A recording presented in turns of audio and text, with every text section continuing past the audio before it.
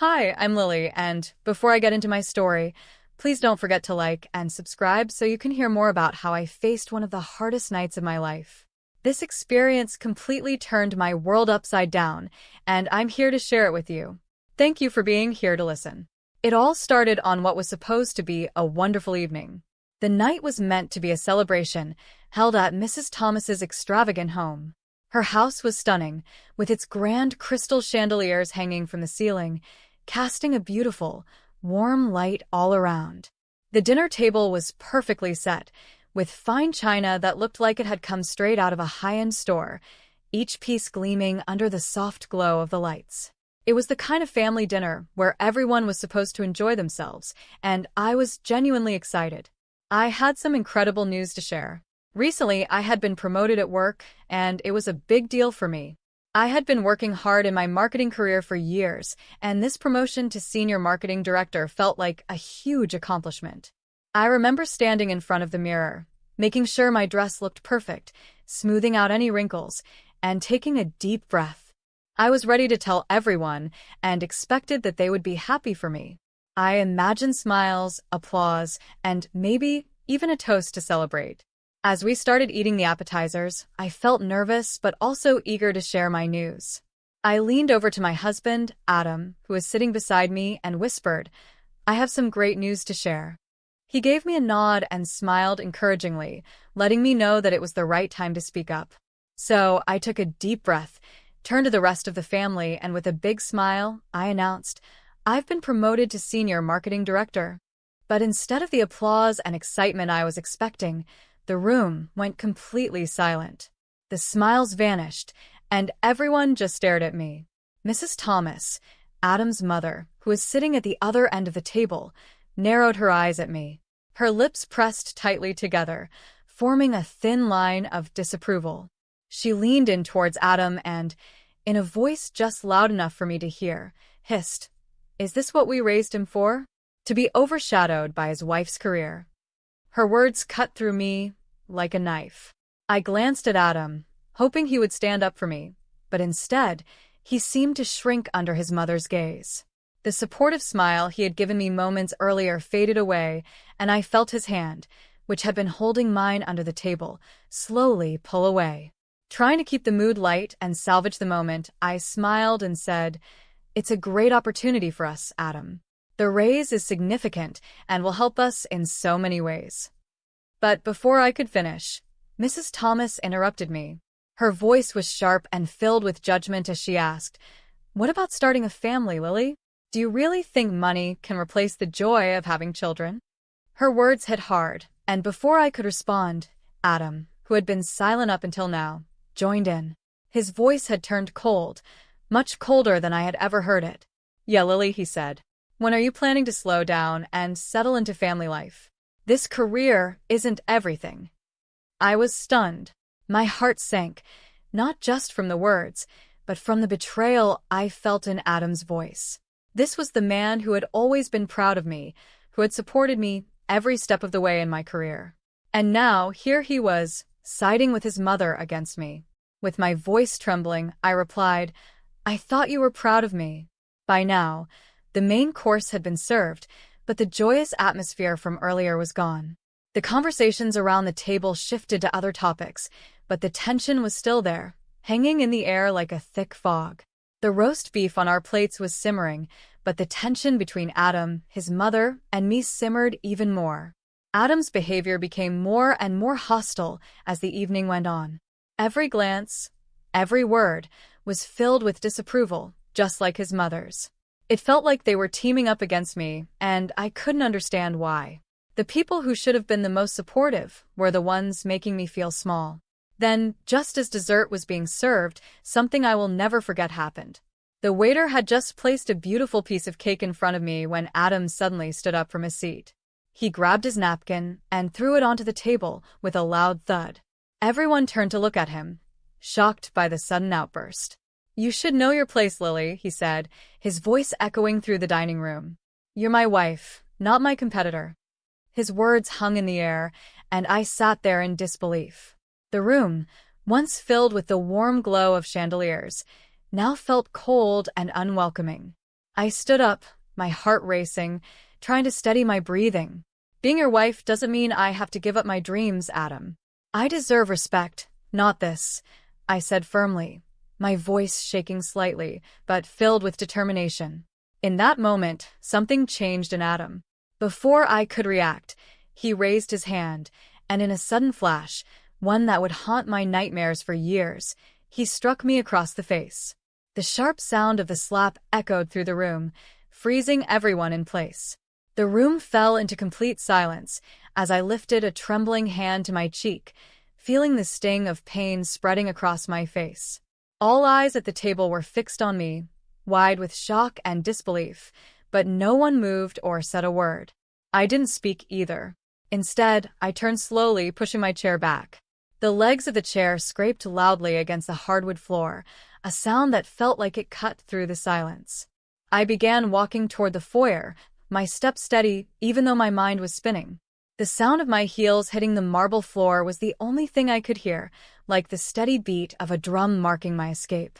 I reached for my purse without glancing back, not even once. I didn't need to. I already knew that what was behind me, my marriage, my life with Adam, was over. As I stepped outside, the cool night air hit my skin, and I closed the door softly behind me. The quiet click of the door closing felt like the final punctuation on this chapter of my life. It was over. My marriage was over. In that moment, standing outside in the dark, cool night, I knew I had to leave. I had to find a place where my ambitions weren't seen as something to be ashamed of, where I could breathe freely and finally be myself again. For too long, I had lived in the shadow of someone else's expectations. Now, it was time to step out of that shadow and find my own way. As I drove away, I watched the house grow smaller and smaller in the rearview mirror, a strange mix of fear and relief swirling inside me. I was truly alone for the first time in a long time. But there was something else too, something new, a spark of hope, a sense of freedom. It was small, but it was there, flickering inside me like a light that had just been lit. I knew this was the beginning of a new journey, and for the first time in a long time, I felt ready to face whatever lay ahead.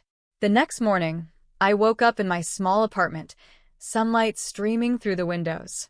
It felt like the first day of a new life, like everything had changed overnight. The events of the previous night still felt fresh in my mind, and yet, at the same time, they seemed distant, almost like they had happened to someone else. My phone buzzed with messages, friends reaching out after hearing whispers about what had happened. Messages of concern, confusion, and questions filled my screen. But I ignored them. I couldn't focus on explaining myself right now. There were more important things I needed to take care of. The first thing I did was pick up the phone and call the divorce attorney I had been recommended. My hand shook slightly as I dialed the number, but I was determined. When the attorney answered, I didn't hesitate. I need to file for divorce, I said, my voice strong. It's urgent. The attorney's response was calm and professional. Understood, they said. I'll prepare the initial paperwork. Can you come in this afternoon to go over the details? Yes, I'll be there, I replied. After hanging up the phone, I felt a small, victorious thrill. There was no turning back now. The decision had been made, and I was taking the steps I needed to move forward. At work, I tried to focus, though my mind kept wandering back to everything that had happened. My boss, Mr. Brandon, noticed my distraction and approached me with a concerned look. Everything all right, Lily? He asked gently. I'm dealing with some personal issues, but I'll manage. Thank you, I replied, trying to sound composed. If you need time off, just let me know, he offered. No, I'd rather keep busy. It helps, I said, giving him a small smile. He nodded in understanding. Well, let me know if you need anything. Thank you, I said, grateful for his kindness. As I returned to my work, I couldn't help but feel that despite the chaos in my personal life, I was taking control. The steps I was taking were difficult, but they were necessary. It was the start of something new, and while I didn't know exactly where this new path would take me, I was ready to find out. I threw myself into my work, finding comfort in the familiar tasks that helped keep my mind off everything going on in my personal life. The routine of my job was a welcome distraction, and my coworkers were incredibly supportive, which made it easier to breathe, even when the weight of my marriage falling apart felt overwhelming. "Hey, Lily, I heard about last night. Are you okay?" Mary, one of my closest friends at work, asked me, her voice filled with concern. "It's been tough, Mary," I admitted, trying to keep my voice steady. "But I'll get through it." Mary gave me a reassuring smile. "You're stronger than you think. And if you ever need a place to crash or just hang out, my door is always open. Don't hesitate to reach out." "Thanks, Mary," I said, feeling grateful for her kindness. "I might take you up on that. How about drinks after work?" "My treat," she offered, flashing me a grin. I smiled back. "That sounds perfect." Later that evening, over drinks, Mary and I talked about everything. I poured out my heart to her, sharing the details of my crumbling marriage and the emotional roller coaster I had been on. Despite all the turmoil and uncertainty, I found moments of relief in our conversation. Mary's presence and our laughter, even if just for a few hours, helped me feel like things would be okay. When I finally returned to my apartment, I checked my phone and saw several missed calls from Adam. My heart sank as I debated whether or not to call him back. After thinking it over, I decided not to. Instead, I sent him a text message that I knew I needed to send. "I've filed for divorce. Please respect my space during this time." I typed and hit send. His reply came almost instantly. It was full of desperation. "Can we talk about this, please?" "I didn't mean it, Lily. I'm sorry." I stared at his message for a moment, my emotions swirling. I knew what I needed to say. "I need space, Adam. Good night," I replied, keeping my response firm but brief. As I put my phone away, I felt a wave of mixed emotions wash over me: sadness, relief, anger, and something else. Determination. I was free now, or at least I was on the path to freedom. There was no turning back. I looked around my small apartment, which was simple but cozy. It was my space, my sanctuary. No one could hurt me here, and that gave me a deep sense of peace. This was where I could start fresh and rebuild. As I thought about Adam, I realized how much his own decisions had led us to this point. His mother's toxic influence had clouded his judgment, and in the end, he had pushed me away. It was sad, really, that he had let himself get caught up in someone else's views, but that wasn't my burden to carry anymore. That night, as I lay in bed, I felt something new stirring inside me. I wasn't just surviving anymore. I was stepping into a new phase of life. A phase where I could finally start living again. Tomorrow, I would be stronger, and the day after, even more so. This was just the beginning, and I knew I was ready for whatever came next. In the days that followed, I focused on my career with renewed energy. I threw myself into my work, becoming more involved in larger, more impactful marketing campaigns. My hard work didn't go unnoticed, and soon, my network began to grow as I connected with influential people in the industry. I was invited to host webinars and lead workshops, showcasing my expertise and leadership skills. My career was taking off, and I felt proud of how far I had come. One busy Sunday morning, I was sitting at my desk, reviewing campaign proposals, when my phone buzzed with an incoming call. Glancing at the screen, I saw it was Amy, a well-known contact in the marketing world. "Hey, Lily," she greeted me warmly when I answered. "Hi, Amy. How's it going?" I replied, surprised but pleased to hear from her. "I've got a project I think you'd be perfect for," she said, excitement clear in her voice. "Are you free to chat about it later this week?" My heart skipped a beat. This was the kind of opportunity one had been working towards, and it felt like the next step in my journey to success. "Absolutely," I said, trying to keep my voice calm despite the excitement bubbling inside me. "I'd love to hear more." As I hung up the phone, I smiled to myself. I was moving forward, both personally and professionally. The life I was building for myself was full of possibilities, and for the first time in a long time, I felt truly excited for what the future held. There would still be challenges ahead, of course, but I was ready to face them. I was no longer the woman who had felt small and trapped in her marriage. I was stepping into a new chapter of my life, and I was determined to make the most of every opportunity that came my way. I heard through the grapevine about what you've been going through. I'm really sorry you had to deal with that, Amy said, her voice sympathetic but still professional. Thanks, Amy. It's been tough, but I'm managing, I replied, trying to stay composed. Listen, she continued. I've been thinking. There's an opening for a speaker at a conference next month.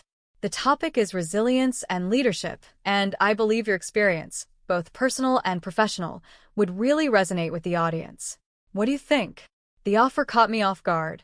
I hadn't expected something like this, but I knew it was an opportunity one couldn't pass up. Speaking about resilience in front of an audience felt fitting after everything I had been through. I'd be honored, Amy. Thank you so much for thinking of me, I said, feeling a sense of pride. As my career continued to grow, so did my reputation. But with that growth, I also began to hear whispers about Adam. His behavior had not gone unnoticed, and soon enough, people in the industry were talking about it. The same people who once respected him were now distancing themselves. At an industry meetup one day, I overheard bits of a conversation between two executives. He's looking for work again, one of them said, shaking his head. After what he did to Lily, who would hire him? The word stung, but they also felt like confirmation that I wasn't the only one who saw the damage Adam had caused. While my career was thriving, Adam was struggling. The roles had completely reversed. He tried to reach out to me several times, sending messages and asking for help, but I ignored them until one afternoon when I received a text that made me pause. Can we meet? I really need your help, Adam's message read. Against my better judgment, I agreed to a brief coffee meeting. I didn't know what to expect, but I wanted to hear what he had to say. When we met, Adam seemed like a shadow of his former self. His voice was low as he began. Lily, I'm sorry. I was wrong. I've lost so much. I can't find work anywhere. It's like all the doors are closed to me. I listened, feeling a mix of emotions. Part of me felt sorry for him, but another part of me remembered everything that had happened. I'm not in a position to rewrite the past, Adam, I said softly but firmly. You made certain choices, and now you're facing the consequences of those choices. I know, but you could help me. You could talk to people, tell them I've changed, he pleaded. I shook my head gently. The professional community talks, Adam. People know what happened. This isn't just about me anymore. It's about the choices you made, and people see that. As I left the cafe, I felt a strange mixture of pity and resolve. Adam was learning a hard lesson, one about respect and the long-lasting consequences of his actions. It was a lesson he had brought upon himself, and there was nothing I could do to change that. Back at work, I threw myself into my projects with renewed energy. My experiences, as painful as they had been, were now a source of strength. I was determined to use them to help others. It was bittersweet, realizing that sometimes the hardest personal trials could lead to the greatest professional triumphs. With my divorce finally finalized, I felt a sense of relief wash over me. It was like I could finally exhale after holding my breath for so long. This new chapter of my life wasn't just about moving on, it was about taking everything I had learned and using it to fuel my future. At work, my role expanded. Beyond my usual responsibilities, I started a mentorship program for young women in marketing. I wanted to give back, to help others navigate the challenges I had faced, both in my career and in life. My own experiences of overcoming adversity drove me to create a space where these women could feel supported and empowered. One day, during a mentorship session, I met Lauren, a bright and ambitious intern who reminded me a lot of myself at her age. She was eager to learn and filled with potential. During one of our conversations, she looked up at me with curiosity, her notebook in hand, ready to take notes. Lily, how do you handle criticism, especially from people who think you don't belong? She asked earnestly. Her question made me pause. I thought back to all the moments when I had been doubted or questioned, both in my personal life and in my career. The answer wasn't easy, but it was something I had learned through experience. You have to remember that criticism often says more about the person giving it than about you, I told her. There will always be people who think you don't belong or who doubt your abilities. But it's up to you to prove them wrong by staying true to yourself and your goals. Don't let their opinions define you. You belong where you are, and the only person who needs to believe that is you. Lauren nodded, a thoughtful look crossing her face. Thank you, Lily. That really helps. I smiled, feeling proud not only of the progress I had made in my own life, but also of the impact I could have on others. This was the new chapter one had worked so hard to create, and I was ready for whatever came next. I smiled at Lauren, encouraging her. You listen, you learn, and then you let your work speak for itself. Never let someone else's doubts become your reality. Instead, use those doubts as fuel to work even harder. Lauren nodded, quickly scribbling down notes. But what if it gets really tough? She asked, looking up at me. Then you reach out, I said. Lean on your network, find mentors, and never be afraid to ask for help. We're stronger together. I emphasized the importance of having support during challenging times. The mentorship program wasn't the only bright spot in my life. My social circle had also grown, and I was often invited to speak at industry events and social gatherings, where I shared my story and the lessons I had learned. At one such event, a networking dinner for top marketing professionals, I was approached by Scott, a former colleague who had heard about my recent achievements. Lily, I have to say, your talk was really inspiring, Scott said with admiration in his voice. How do you keep pushing forward after everything? It's about not letting your past define your future, I replied with a nod, accepting his compliment. Every challenge is just another stepping stone to something greater. As the evening went on, our conversation shifted from casual talk to a deeper discussion about potential collaborations. Lily, have you ever thought about writing a book? Scott suggested. Your story could inspire so many people. The idea intrigued me. By the end of the night, I had exchanged contact information with the publisher, who was also at the event. It seemed like every social interaction was opening new doors for me, a clear sign of how far I had come. I couldn't help but feel proud of the progress I had made, both personally and professionally. As I continued to grow in my career, my confidence soared. I was leading workshops, running marketing campaigns, and becoming a voice for resilience and empowerment in the marketing world. Each speaking engagement and workshop wasn't just about sharing my knowledge, it was about healing myself. I was turning my past pain into lessons for others to learn from. After a long day filled with back-to-back events, I lay in bed one night, reflecting on just how much my life had transformed. I was no longer the woman sitting silently at that dinner table, suffering in silence. I had become a leader, a mentor, and a survivor. I had taken the difficult moments of my life and turned them into something meaningful. This wasn't just a new beginning for me, it was a vibrant continuation of a journey that I was proud to call my own. Months went by, and the memories of my past with Adam had faded into the background, overshadowed by the busy and fulfilling life I was living.